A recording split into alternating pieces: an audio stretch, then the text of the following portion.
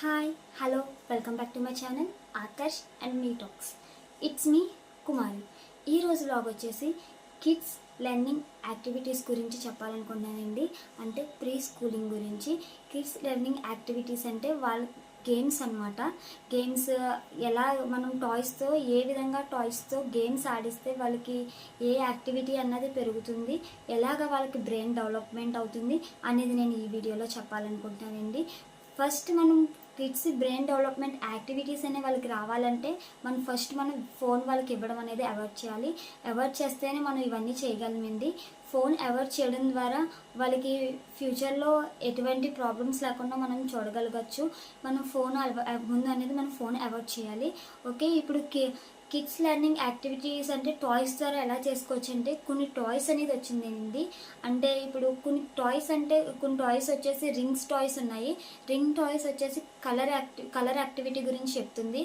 అంటే ఏ కలర్ ఏంటి అన్నది, ఇది రెడ్ కలర్, ఇది వైట్ కలర్ అనేది కిడ్స్కి చెప్తుంది. ఇంకా ఏంటంటే ఆర్డర్ వైజ్ అసెంబుల్ చేయడం. అంటే ఇప్పుడు ఒక సర్కిల్ వచ్చేసి కొంచెం తక్కువగా, ఒక సర్కిల్ వచ్చేసి అలాగా అసెండింగ్ డిసెండింగ్ ఆర్డర్లో మనకి కిడ్స్కి అనేది లెర్నింగ్ చేస్తుందండి. ఇంకోటి వచ్చి బ్లాక్ టాయ్స్ అండి.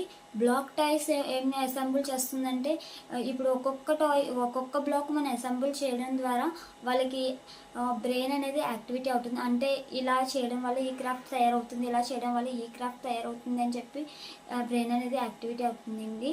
ఇంకొకటి ఏంటంటే డక్ బాల్ గేమ్ అండి. ఆ బాల్స్ అనేది మనం అక్కడ బాస్కెట్ బాల్ టైప్ అనమాట.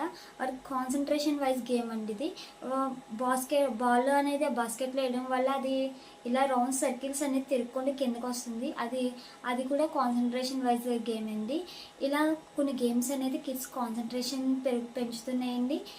కొన్ని గేమ్స్ అనేది వాళ్ళకి activities, brain development, pre schooling అనేది కూడా నేర్పిస్తుందండి.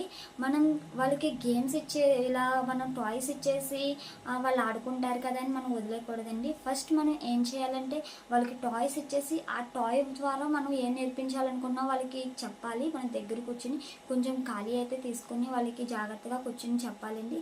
ఇప్పుడే వాళ్ళకి మనం చెప్పి ఏజ్ అండి, తర్వాత వాళ్ళకి మనం ఏం చెప్పాలన్నా సరే వాళ్ళకి అర్థం అవ్వదు అంతలాగా. ఈ 1-2 ఏజ్ అనేది ఏమవుతుందంటే మనం ఏం చెప్పినా సరే వాళ్ళు ఇష్టపడతారు, ఇష్టంగా చేయాలని అనుకుంటారు ఈ ఏజ్లో. అంటే 1.5 మంత్స్ అలా, 15 మంత్స్, 16 మంత్స్ అలా ఉంటుంది కదా. ఈ ఏజ్లో వాళ్ళు ఏం చెప్పినా సరే వాళ్ళు ఇష్టంగా చేయాలనుకుంటారు. ప్రతిదీ వాళ్ళు చేయాలనుకునే కాన్సన్ట్రేషన్ వాళ్ళకు ఉంటుందండి. ప్రతిదీ ఇష్టంగా చేయాలనుకుంటారు. ఈ ఏజ్లోనే మనం కరెక్ట్గా వాళ్ళకి ఇలా లెర్నింగ్ చేయడం అనేది ఎలా చేయాలి, ఈ గేమ్ అనేది ఎలా ఆడాలి, ఎలా మాట్లాడాలి, ఎలా ఉండాలి అనేది కూడా మనం ప్రతిదీ కూడా ఇప్పుడే నేర్పించుకోవాలండి. బాడీ పార్ట్స్ నేర్పించుకోవాలన్నా ఇప్పుడే నేర్పించుకోవాలి. ఇంక ప్రతిదీ కూడా ఇప్పుడు నేర్పించుకోవడం వల్ల వాళ్ళకి ఏమవుతుందంటే ఇలా బ్రెయిన్లో స్టోర్ అయిపోతుందండి. అందుకే నేను కిడ్స్ లెర్నింగ్ టాయ్స్ అని చెప్పి కొన్ని టాయ్స్ గురించి మీకు చెప్పాలనుకుంటున్నాను. మీకు గనక ఈ వీడియో యూస్ అవుతుంది అనుకుంటే స్కిప్ చేయకుండా చూడండి. ఇంకా ఆ యాక్టివిటీ ఆ టాయ్స్ ఎలా యూస్ చేయాలి, ఆ యాక్టివిటీస్ ఏంటనేది వీడియో ఇప్పుడు రన్ అవుతుందండి. ఇప్పుడు మీకు ఏ టాయ్స్ గురించి అయితే నేను ఎక్స్ప్లెయిన్ చేయాలనుకుంటున్నానో ప్రతిదీ కూడా నేను డిస్ప్లే చేశానండి. ఇప్పుడు మా ఆకాష్ అయితే ఎక్స్ప్లెయిన్ చేస్తాడు చూడండి గేమ్ ఆడుతూ. ఫస్ట్ ఆడు రింగ్ టాయ్స్ గురించి ఎక్స్ప్లెయిన్ చేస్తున్నాను. నేను ఫస్ట్ కలర్స్ చెప్తున్నాను. రెడ్ ఏ అని చెప్పాను, తర్వాత నేను బ్లూ ఏ అని చెప్తాను. ఆ తర్వాత బ్లూ ఏ అని చెప్పిన తర్వాత మళ్ళీ రెడ్ వేస్తున్నాడు తీయకుండా. తర్వాత నేను గ్రీన్ వే అని చెప్పాను, గ్రీన్ వేసాడు. ఇప్పుడు నేను మొత్తం అసెంబ్లీ అంటే ఆర్డర్లో పెట్టమని చెప్పాను అనమాట వాడికి. అంగన్ ఆర్డర్లో పెడతాడు చూడండి.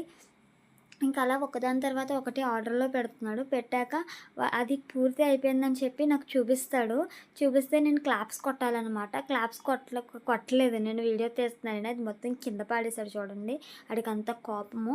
నెక్స్ట్ వచ్చేసి బ్లాక్ టాయ్స్ ఆడుతున్నాడు. బ్లాక్ టాయ్స్ వచ్చేసి అందులో 3 టైప్ ఆఫ్ ఉంటాయి. 5 or 6 కలర్స్ ఉంటాయి బ్లాక్ టాయ్స్లో.